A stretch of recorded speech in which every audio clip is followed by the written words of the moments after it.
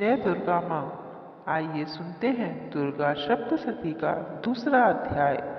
महर्षि बोले, प्राचीन काल में देवताओं और असुरों में पूरे 100 वर्षों तक घोर युद्ध हुआ था और देवराज इंद्र देवताओं के नायक थे। इस युद्ध में देवताओं की सेना परास्त हो गई और इस प्रकार संपूर्ण देवताओं को जीत महिषासुर इंद्र बन बैठा था। युद्ध के पश्चात हारे हुए देवता प्रजापति श्री ब्रह्मा को साथ लेकर उस स्थान पर पहुंचे जहां पर कि भगवान शंकर विराजमान थे। देवताओं ने अपनी हार का सारा वृतांत भगवान श्री विष्णु और शंकर जी से कह सुनाया। वह कहने लगे, हे प्रभु, महिषासुर सूर्य, चंद्रमा, इंद्र, अग्नि, वायु, यम, वरुण तथा अन्य देवताओं के सब अधिकार छीनकर सबका अधिष्ठाता स्वयं बन बैठा है। उसने समस्त देवताओं को स्वर्ग से निकाल दिया है। वह मनुष्यों की तरह पृथ्वी पर विचर रहे हैं। दैत्यों की सारी करतूत हमने आपको सुना दी है और आपकी शरण में इसलिए आए हैं कि आप उनके वध का कोई उपाय सोचें। देवताओं की बात सुनकर भगवान विष्णु और शंकर जी को दैत्यों पर बड़ा गुस्सा आया। उनकी भौहें तन गईं और आंखें लाल हो गईं। गुस्से में भरे हुए भगवान विष्णु के मुख से बड़ा भारी तेज निकला और उसी प्रकार का तेज भगवान शंकर, ब्रह्मा और इंद्र आदि दूसरे देवताओं के मुख से प्रकट हुआ। फिर वह सारा तेज एक में मिल गया और तेज का पुंज वह ऐसे दिखता था जैसे कि ज्वालायमान पर्वत हो। देवताओं ने देखा कि उस पर्वत की ज्वाला चारों ओर फैल रही थी और देवताओं के शरीर से प्रकट हुए तेज की किसी अन्य तेज से तुलना नहीं हो सकती थी। एक स्थान पर इकट्ठा होने पर वह तेज एक देवी के रूप में परिवर्तित हो गया और अपने प्रकाश से तीनों लोकों में व्याप्त जान पड़ा। वह भगवान शंकर का तेज था। उससे देवी का मुख प्रकट हुआ। यमराज के तेज से उनके सिर के बाल बने। भगवान विष्णु के तेज से उनकी भुजाएं बनी। चंद्रमा के तेज से दोनों स्तन और इंद्र के तेज से जंघा तथा पिंडली बनी और पृथ्वी के तेज से नितंब भाग बना। ब्रह्मा के तेज से दोनों चरण और सूर्य के तेज से उनकी उंगलियां पैदा हुईं। वसुओं के तेज से हाथियों की उंगलियां एवं कुबेर के तेज से नासिका बनी। प्रजापति के तेज से उसके दांत और अग्नि के तेज से उनके नेत्र बने।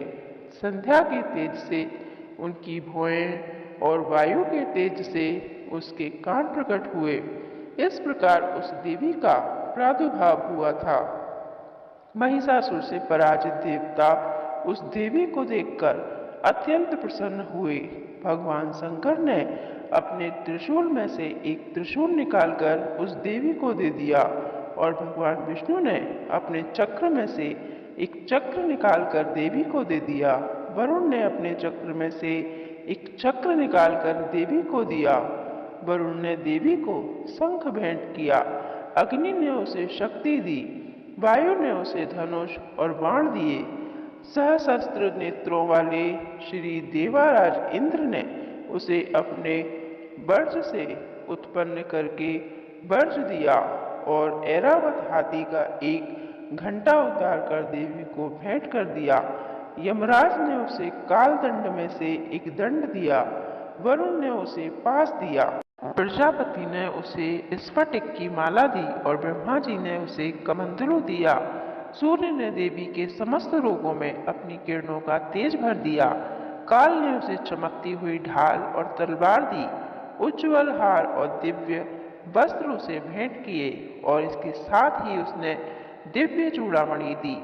2 कुंडल, कंकड़, उज्ज्वल अर्धचंद्र, बाहों के लिए बाजूबंद, चरणों के लिए नुपुर, गले के लिए सुंदर हसली और उंगलियों के लिए रत्नों से जड़ी हुई अंगूठियां उसे दी।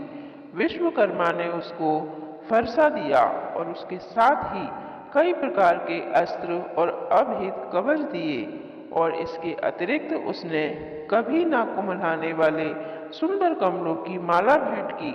समुद्र ने सुंदर कमल का फूल भेंट किया। हिमालय ने सवारी के लिए सिंह और तरह तरह के रत्न देवी को भेंट किए। यक्षराज कुबेर ने मधु से भरा हुआ पात्र और शेषनाग ने उन्हें बहुमूल्य मणियों से विभूषित नागहार भेंट किया। इसी तरह दूसरे देवताओं ने भी उसे आभूषण और अस्त्र देकर उसका सम्मान किया। इसके पश्चात देवी उच्च स्वर से गर्जना करती हुई आगे बढ़ी।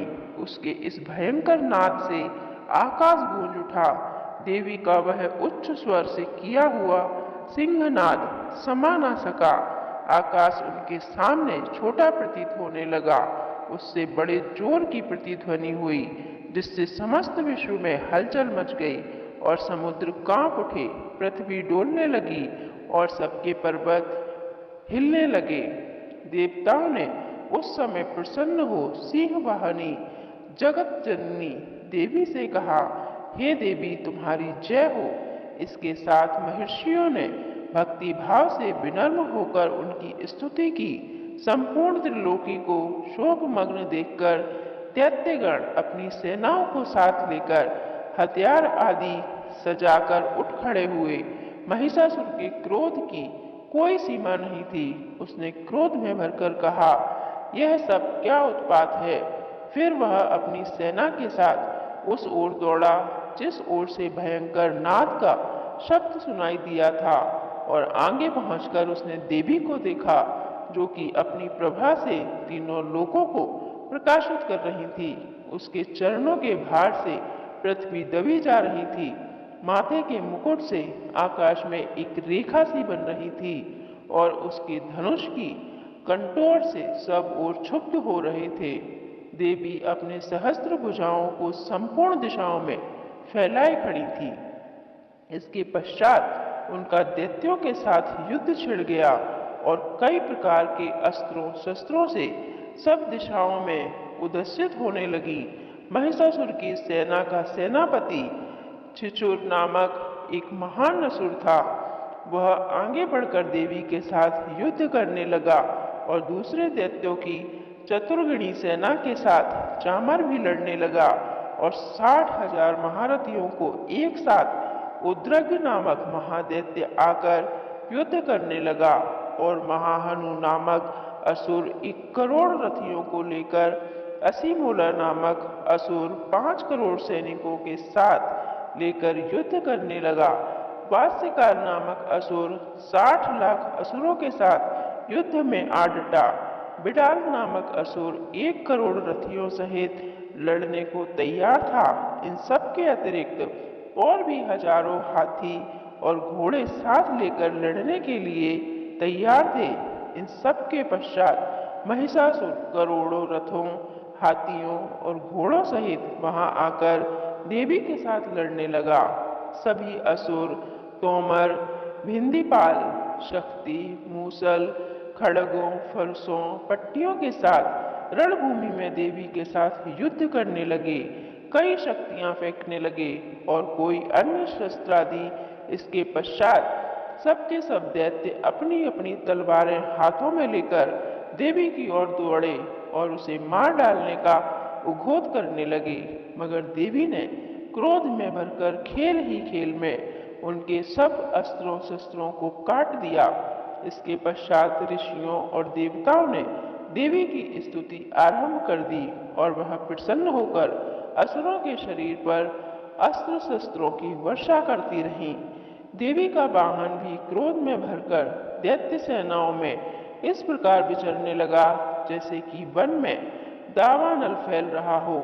युद्ध करती हुई देवी ने क्रोध से भरे जितने भी श्वासों को छोड़ा, वह तुरंत ही सैकड़ों हजारों गणों के रूप में परिवर्तित हो गए।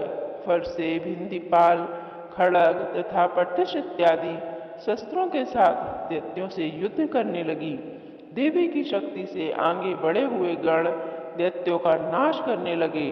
ढोल, शंख, मृदंग आदि बजा रहे थे। तदंतर देवी ने त्रिशूल, गदा, शक्ति, खड़ग इत्यादि के सहस्त्रों से असुरों को मार डाला, कितनों को घंटे की भयंकर आवाज से ही यमलोक पहुंचा दिया।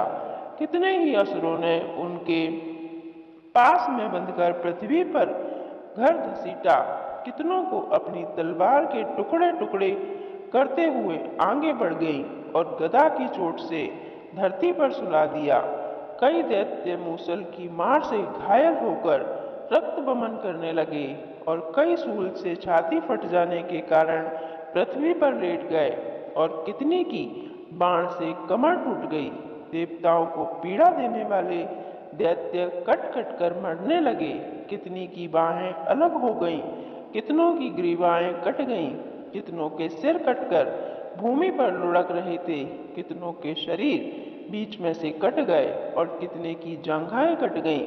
वह पृथ्वी पर गिरे पड़े थे, कितने ही सिरों व पैरों के कटने पर भी भूमि पर ऐसे उठ खड़े हुए और शस्त्र हाथ में लेकर देवी से लड़ने लगे और कई दैत्यगण भूमि में बाजों की ध्वनि के साथ नाच रहे थे। कई असुर जिनके सिर कट चुके थे, बिना सिर के धड़ से ही हाथ में शस्त्र लिए हुए लड़ रहे थे। दैत्य रह रहकर ठहरो ठहरो कहते हुए देवी को युद्ध के लिए ललकार रहे थे। जहां पर यह घोर संग्राम हुआ था, वहां की भूमि रथ, हाथी, घोड़े और असुरों की लाशों से भर गई थी और असुर सेनाओं के बीच में रक्तपात होने के कारण रुधिर की नदियां बह रही थी। इस तरह देवी ने असुरों की विशाल सेना को क्षण भर में इस तरह से नष्ट कर डाला, जैसे तृणकाष्ठ में बड़े बड़े समूह अग्नि नष्ट कर देती है।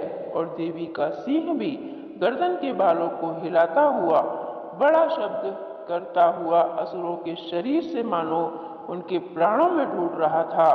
वहां देवी के गणों ने जब दैत्यों के साथ युद्ध किया तो देवताओं ने प्रसन्न होकर आकाश से उन पर पुष्प की वर्षा की। इस प्रकार द्वितीय अध्याय समाप्त होता है। जय दुर्गा माँ।